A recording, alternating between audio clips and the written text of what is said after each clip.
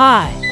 Does your Ecovacs Deebot T20e Omni robot vacuum refuse to return to its dock and recharge? Is it just aimlessly spinning around instead of getting back to its dock? If this sounds familiar, don't worry, we've got the fix for you.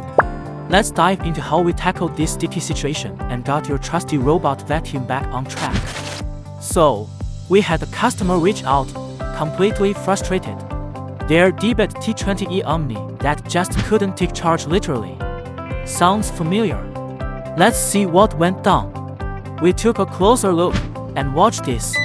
Every time we tried to get it to dock, it just spun around like it was in a dance-off. After a few attempts and more spins than we could count, we knew it was time for a deeper investigation. Something fishy was definitely going on. So, we had to investigate further. We discovered the culprit, a faulty power supply. Yep, that's right. The power supply was having a bit of an off day, and that's why the Deebot couldn't charge at all. So what's the fix? We recommended a power supply replacement.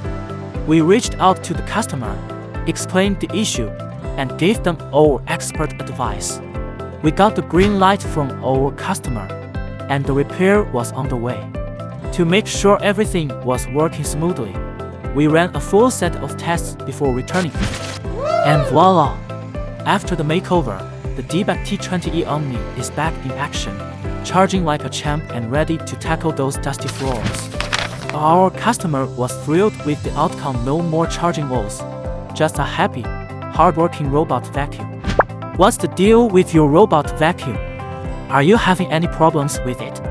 Contact us today and let's get your robot vacuum back to its prime performance.